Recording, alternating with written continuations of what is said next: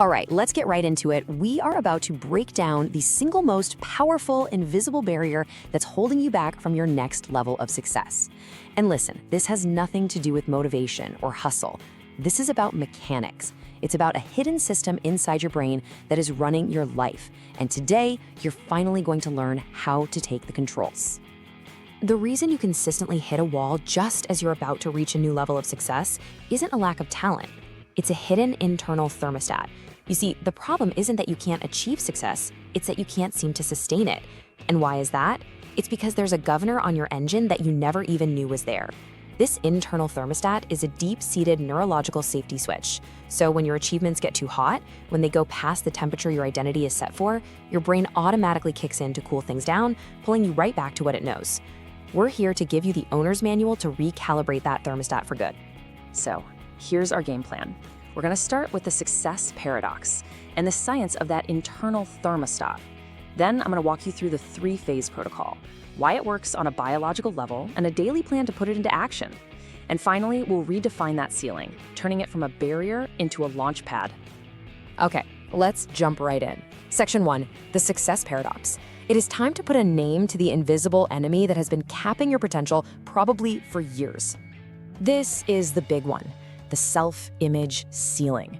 Now, read that definition again. Your brain treats success as a threat.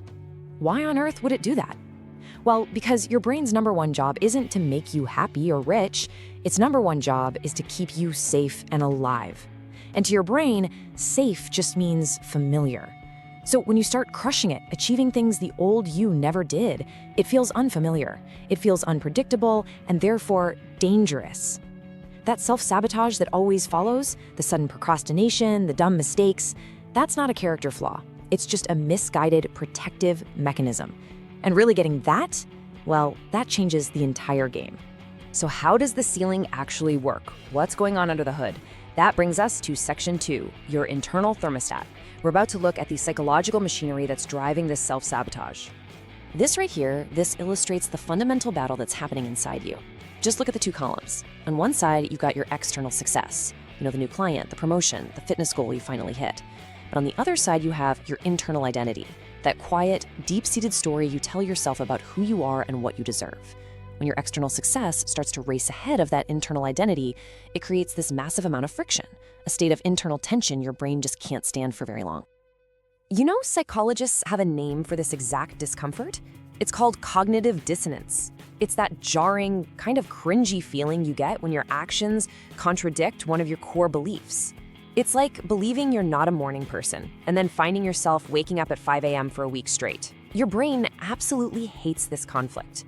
It craves consistency, so it's going to look for the fastest, easiest way to resolve it. And unfortunately, it's often way easier to sabotage the new action, like hitting snooze again, than it is to tear down and rebuild a belief that's been wired into your brain for years. And this is the perfect metaphor for what happens next. We call it the rubber band effect.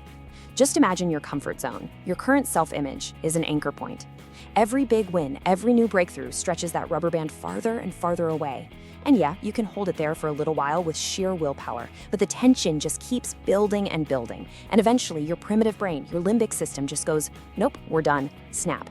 You fly right back to where you started, sometimes even harder than when you left. That's that baffling crash you feel after a major high. It's just your brain resolving that cognitive dissonance the only way it knows how. So what does this actually feel like in the real world? As I read these off, I want you to be really honest with yourself. Does any of this sound familiar? You land the biggest deal of your career, and then you spend the next 3 days just avoiding your email. You finally hit your goal weight, and then you find yourself ordering a pizza at midnight for no reason. These aren't random acts of self-destruction. They're symptoms. They are the predictable, observable signs that your internal thermostat setting is just too low for the level you're trying to play at. This is your system trying to drag you back to what feels safe. Okay, so we've done the diagnosis, we've named the conflict, we've identified the mechanism, we've listed the symptoms. Now it's time to shift to the prescription. Section 3, the three-phase protocol. This is the clear, structured system to permanently raise your thermostat setting. The whole protocol breaks down into 3 simple phases. First, we audit. We become a detective and find out exactly where your ceiling is. Second, we upgrade. we systematically start building evidence for a new identity. And third, we reset. We install a tool to manage that inevitable pushback. Audit, upgrade, reset. Let's break down each one. Phase 1 is all about awareness. It can't change a setting you can't even see.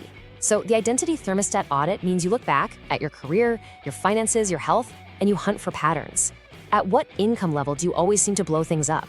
After how many weeks of hitting the gym do you always seem to get hurt or just fall off? You gotta find those points. These are what some people call upper limit problems. Quantify them, write them down. That number, that specific point, that's your current self-image ceiling. That's your baseline. Now, this next part is absolutely crucial. How do we actually upgrade from that baseline? We do it with this concept, the identity vote. This is the engine of the entire system. An identity vote is a tiny, undeniable action that serves as a single piece of evidence that you are the person you want to become. If your goal is to be a writer, writing one good sentence is an identity vote. Want to be an athlete? Doing one push-up is an identity vote. Now pay attention to the key phrase here. The goal is to collect evidence, not just to achieve outcomes. We're building a legal case to present to our own brain, proving beyond a shadow of a doubt that our identity has changed. But listen, as you start collecting this new evidence, your old identity is gonna fight back. It's gonna get scared. That's where phase 3 comes in. This is your tactical response for that exact moment you feel the rubber band start to pull. First, you just identify it. You feel that urge to procrastinate, to pick a fight, to quit. You just consciously notice it. Second, you normalize it. You don't fight the feeling, you just label it. This is just identity friction. It's a sign that the process is working. That simple act just drains the feeling of its power. And third, you anchor. You immediately do a small, high-value task that reinforces your new identity, holding your ground at that new level. So we've covered the what. Now let's get into the why. Section 4, the science of identity. Why is this protocol so darn effective at a neurological level? Why does it actually, literally, rewire your brain? To really get this, you have to understand the two parts of your brain that are at war whenever you try to grow. You've got your prefrontal cortex, the PFC. Think of it as the CEO. It's logical, it plans for the future, it gets that growth is a good thing. But then you have your amygdala, which is part of your ancient limbic system. Think of that as the bodyguard. It's purely emotional and reactive. Its only job is to scan for threats and keep you safe based on what's happened in the past. So when you push your boundaries, the bodyguard sees an unknown threat and just starts screaming, "Get back to safety." It hijacks your system, completely overriding the CEO. This entire protocol is designed to keep the CEO in the driver's seat. So, how exactly does the protocol keep the CEO in charge? It's a three-pronged attack. First, these identity votes are so small, they sneak right past the bodyguard's defenses. They neutralize that dissonance without triggering an alarm. Second, it harnesses neuroplasticity. Every single identity vote strengthens a neural pathway. You do it enough, and that pathway gets coated in something called myelin, basically turning a bumpy dirt road into a paved superhighway. The new behavior becomes automatic. It becomes the new safe. And third, that reset drill directly engages your PFC. The simple act of labeling a feeling is a logical function, which puts the CEO back in charge and tells the emotional bodyguard to stand down. Okay, this brings us to the most important part of all, application. Section 5, your daily implementation plan. This is where the theory becomes practice. Here are your 3 non-negotiable actions to make this really work for you. It really is this simple. Number 1, get crystal clear on your main self-sabotage pattern, the one you found in your audit. Is it procrastination, picking fights, impulsive behavior? Just name it. Number 2, every single day, no excuses, execute one small identity vote that proves you are the kind of person who doesn't do that. Just one. Focus on collecting the evidence, not the outcome. And 3, be ready. When you feel that pull, that friction, you implement the thermostat reset. Identify, label, anchor. And here's the exact script. This is what you do. The moment you feel that urge, you pause. You take one deep breath. And you say either out loud or just to yourself, "This is identity friction, my thermostat is adjusting." Boom, you've identified and normalized it. Then immediately you perform a pre-decided 10-minute anchor task. This could be anything, reviewing your goals, organizing your workspace, reading one page of a good book, anything that reinforces your new high-performance identity. This simple drill, when you practice it consistently, is the key to managing that snapback. When it's all said and done, everything we've talked about today boils down to this single, powerful truth. Just let that sink in for a second. You can have all the talent, all the strategy, all the opportunity in the world, but you will never, in the long run, outperform the person you truly believe yourself to be. All your hard work will eventually be undone if your internal definition of yourself doesn't expand to match it. The real work isn't out there, it's in here. Which brings us to our final section, redefine your ceiling. It's time to stop looking at this internal limit as a wall and start seeing it for what it truly is, a data point. It's a blinking light on your dashboard, telling you exactly where your next growth opportunity lies. It's not a barrier, it's a launch pad. So I'm going to leave you with a direct question. Not, what are you going to do next week or next month? What is your identity vote for tomorrow? What is one tiny, undeniable action you will take to provide one single piece of evidence for the identity you are choosing to build? Decide on it right now. Make it so small you can't possibly fail, and commit to it. That's step one. So let's do a quick recap.